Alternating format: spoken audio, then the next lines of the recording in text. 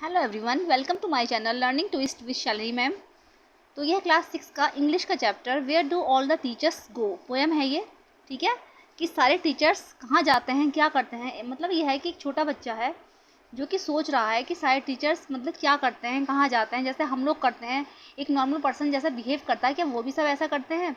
जैसे अपने काम करते हैं हम, क्या वो सब भी ऐसा ही करते हैं? तो उसने ये सब चीज़ें सोची, उसके माइंड में जो थॉट आए उसने उनको एक पोएम में उतारा है। ठीक है, उसने इससे पोएम लिख दी है, जो उसके थॉट्स उसके मन में आए। ठीक है, तो वो इसी के बारे में बता रहा है और सोच रहा है कि for a little child a teacher is special. एक छोटे बच्चे के लिए क्या होता है, एक टीचर ना बहुत स्पेशल होता है। It is difficult for a small child to think of his her teacher as an ordinary person. ये जानना बहुत ही कठिन है एक छोटे बच्चे के लिए, चाहे वो एक बॉय हो या फिर एक गर्ल हो, कि टीचर भी एक ऑर्डिनरी पर्सन होता है। ठीक है, तो पोएम शुरू करते हैं कि where do all the teachers go when it is 4 o'clock। कि सारे टीचर्स कहाँ जाते हैं व्हेन इट इज़ 4 o'clock, जब 4 बजते हैं तो सारे टीचर्स कहाँ जाते हैं। Do they live in houses and do they wash they socks. क्या वो सब अपने घरों में रहते हैं या फिर वो भी अपने सॉक्स को धोते हैं? जैसे मैं धोता हूँ, मतलब बच्चे को लगा कि जैसे मैं कर रहा हूँ ये सब काम, तो क्या वो भी ऐसे ही करते हैं? क्या वो सब भी अपने घरों में रहते हैं या फिर वो भी अपने सॉक्स को धोते हैं? Do they wear pajamas and do they watch TV and do they pick their noses the same as you and me? क्या वो सब भी अपने पजामास कि डू दे वेयर पजामास, क्या वो सब भी पजामास पहनते हैं? And do they watch TV, और क्या वो सब भी हमारी तरह ही टीवी देखते हैं? And do they pick their noses the same as you and me, और क्या वो सब भी अपनी नोज से कुछ निकालते हैं जैसे हम लोग निकालते हैं, तुम और मैं निकालते हैं? तो क्या वो सब भी अपनी नोज से कुछ ना कुछ निकालते रहते हैं? Do they live with other people? Have they mums and dads? And were they ever children and were they ever bad? Do they live with other people? क्या वो सब भी और लोगों के साथ रहते हैं? क्या उनके पास भी मम्मास और डैड्स हैं? And were they ever children? या फिर सब जब वो कभी चिल्ड्रन थे, बच्चे थे, तो and were they ever bad, तो क्या वो सब भी बैड थे? वो सब भी मतलब गंदी हरकतें करते थे? Did they ever never spell right? क्या उनके साथ भी कभी ऐसा हुआ था कि उन्होंने भी कोई स्पेलिंग सही ना लिखी हो?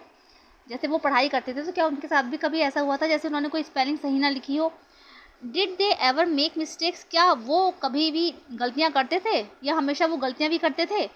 वर they punished in the corner if they pinch the chocolate flakes, क्या कभी उनको भी कॉर्नर में पनिश किया गया था? जैसे कहते हैं टीचर्स कि जाओ तुम उस कॉर्नर में खड़े हो जाओ, है ना। If they pinch the chocolate flakes, जैसे कि उन्होंने कभी क्लास में बैठ के छुप छुप के चॉकलेट खाई हो, तो उनको भी क्या पनिशमेंट कभी मिला था? Did they ever lose their hymns books, क्या उन्होंने भी कभी अपनी हिम्स बुक्स खोई थी? मतलब हिम्स बुक्स होता है पोएम्स की किताबें जो होती हैं, तो क्या उन्होंने भी कभी अपनी हिम्स बुक्स खोई थी? या did they ever leave their greens, या उन्होंने भी कभी ग्रीन्स छोड़ी थी? ग्रीन्स मतलब जैसे ग्रीन वेजिटेबल होती है ना, बच्चे जैसे खाते हैं तो कभी खाते नहीं है, वो छोड़ देते हैं प्लेट्स में। तो बच्चा सोच रहा है कि क्या वो भी कभी अपनी ग्रीन्स को छोड़ते थे? Did they scribble on the desktops, क्या उन्होंने भी कभी डेस्कटॉप पर स्क्रिबल किया है? ये शोर मचाते हैं बच्चे, तबला टाइप का बजाते रहते हैं, क्या उन्होंने भी कभी किया है? Did they wear old dirty jeans, क्या वो भी कभी पुरानी गंदी जीन्स पहनते हैं? I will follow one back home today, आज मैं उनको फॉलो करूँगा, जब मैं आज घर वापस जाऊँगा तो आई विल फॉलो, मैं उनको फॉलो करूँगा। I will find out what they do, मैं ये जानने की कोशिश करूँगा कि वो करते क्या हैं। Then I will put it in a poem that they can read to you, और फिर मैं उसको एक पोएम में लिखूँगा that they can read to you, जो कि आप पढ़ सकते हो। ठीक है, मतलब बच्चे ने जो थॉट्स उसके माइंड में आए उसने उनको एक पोएम में लिखा था कि क्या क्या कर सकते हैं। पहले मैं जाऊँगा, ठीक है, जाऊँगा उसको उनके बारे में जानने की कोशिश करूँगा कि वो क्या क्या करते हैं, वो रहते कहाँ हैं, क्या करते हैं, फिर उसको मैं पोएम में उतारूँगा। ठीक है, मतलब बच्चे के मन में जो है थॉट्स आ रहे थे। तो ये पोएम जो लिखी है पीटर डिक्सन ने लिखी है। ओके, इसके राइटर है पीटर डिक्सन। ठीक है, तो आपको अच्छे से पोएम समझ में आ गई होगी।